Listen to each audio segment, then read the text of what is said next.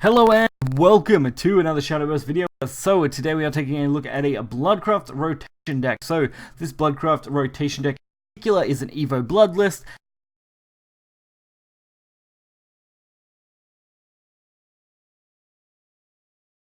Like Bear Pelt Warrior to your advantage, of course Urias as your common staple, Queen of Night as a really nice card, and just board control style play.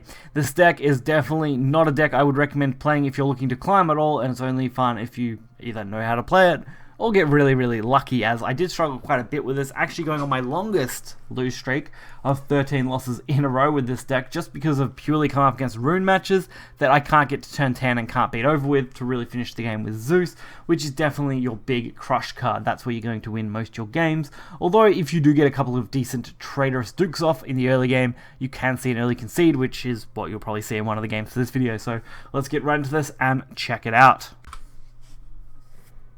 So, first up we're playing against Haven, and I'll take this quick moment as we're selecting cards here to say, if you haven't and you're interested, check out some of my Yu-Gi-Oh content that I've been doing. I do quite enjoy Yu-Gi-Oh overall, and I would like to expand more into that. If you can give me some recommendations outside of probably Duel Links, because Duel Links is very pay-to-win system orientated and a little nightmarish. We might go over it a little bit, but I don't see myself doing it long term. But if you're interested in the physical card game or interested in the Switch game, Link Evolution, which should be coming to all platforms in the future, definitely keep an eye on the channel, as I do want to cover that more. So, starting hand was pretty bleak. We didn't have a decent turn 1 play that could come down. Decent turn 2 though, at least. We can combat this mouse and we get the ping on ourselves, which does work in some favor in this deck. It does take advantage of that a little bit. Well, not a lot. A little bit is still better than none. At least we can easily trade this off here, and Prison of Pain is a massive draw engine card. You quite easily can draw 2 cards for the first turn, 2 cards for the next turn nearly, and it's pretty decent for that. So you get at least 3 cards off it, which is always a good thing. We don't really have much in the way of our next turn plays though. Urias is probably our best bet here. And we have Vampire Slayer, which actually isn't a bad card either, because it does let us take out 2 things, which is more valuable than Urias right now. So if we start by taking out 2 cards, plus it's got the free Evo being in Vengeance, that's definitely going to give us a hand. And Haven shouldn't put out too much damage in this early stage of the game. Those Holy Squeaks are really their biggest damage dealers right now, so we're not in too much worry. But they're definitely going to trade into this Urias, because that's the way to do things. And now they've got a really nice board, so we do have to break this as much as possible, and Warring Thunder was a perfect draw to do so. We just need to get a little bit lucky here. 1 in 4, we hit the 1 in 4 pretty nicely, so we can take it out without losing our 3-3, which is now of course a 3-1, which did limit at least the damage we were going to take. At most here they're dealing 6 from their current board state, although they could potentially deal more if they have a decent hand. Doesn't look like they're going to quite get that though. The Sick Weeks at least give them another 2 damage, but looks like they didn't get the, of course, amulet effect that you need for it, so that's going to be a positive for us. And Righteous Demon, of course, with no drawback because we are in Vengeance, taking out 2 of the more prominent cards, and then just kind of letting us beat over them for this turn. We've also got some of the core amulets, which are great for this deck since it does heal plus 10 on Evo. So if we can get one of those slammed into the board really easily, we should be fine, which using Urias we can actually do. So even if we get in a position where we're at risk of losing, we should just be able to gain most of that back. And that looks to be the position we're going to be in now. Although, Malice Deflector, that's actually not bad. It's not perfect, but it'll do. And right now I am just trying to build my board up. Bear Pelt Warrior is not very handy for us, but it's going to do the job at least. We have only got 4 health, but shouldn't be much more storm coming out of the opposing side, so we can at least hope we're in good fare there. And without any Evo points, I don't see them going for an Elena play, so really we just need to wipe this board out without losing. They were kind of banking on these wards, and we're going to counter that pretty heavily now, so this should be really good for us. I also got the Natural and Great Tree out, because if we do end up getting our 7-drop play, I do want to have that on board. Alright, so we can take this entire board out, even if it costs us 6. That does still leave us with at least 8. That's a good start.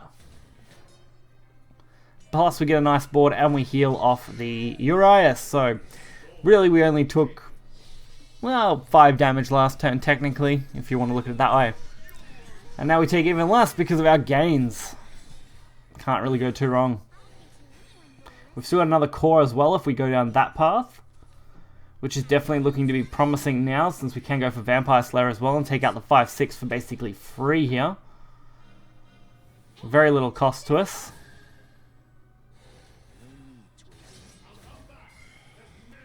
Maxing out our health and going for 9 damage.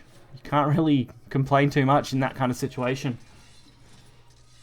The wards are a little annoying, but we have a Zeus now, so really all we need to do is play it and beat over their face.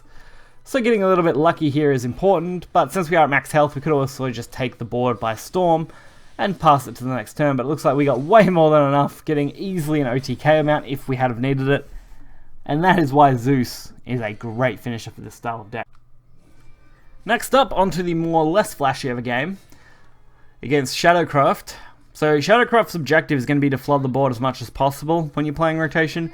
Your main aim is going to be to slam Urias down. If you can get 2 Urias to the board, odds are Shadow player is going to concede, as countering 2 Urias in the early game is quite difficult. Especially if you're playing on the back foot, which since we're going first, they definitely are. So taking out 2 Urias, not the easiest thing in the world. Tartarus isn't a bad turn 1 play though, I'll give them that. And our turn 2 looks pretty promising, at least we get the Pelt Warrior. A 3/2 is always a decent play, especially in the early game here. Alright, no problems yet. That's going to be free damage and a nice Urias setup. We take a little bit of damage ourselves, but that should be fine. The Mecha Wing Angel, again, not a problem. We just recovered all our health and dealt some more damage out, and we can even go for another Urias play. Since we got a third one as well, if we can get all 3 on board, we'd be absolutely laughing at this match all the way to the bank. Considering what they're probably going to go for, Dawn Splendor, fair enough, but take 2 damage, heal 2. Not that we can heal any higher. Drop our attack to 0, kind of sucks, but we still get the ping ability. We would have just went for the Urias and beat over this, I think. That would have been the best plan. Maybe even gone Warring Thunder in hand, but too easy.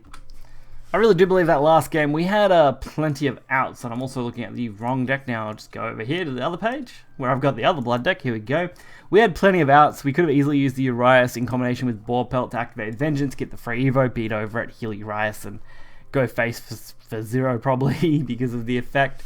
But that would have been more than enough to really scare off the Shadow player, because we would have again had 2 Urias, one with a decent Evo already, and our Boar Pelt Warrior on board. Not easy thing to beat over on that turn, especially playing on the back foot as far as play points go. So if you guys did enjoy this video and you want to see more, be sure to hit the like button and subscribe. You'll find the deck list in the description below. And until next time, guys, see ya.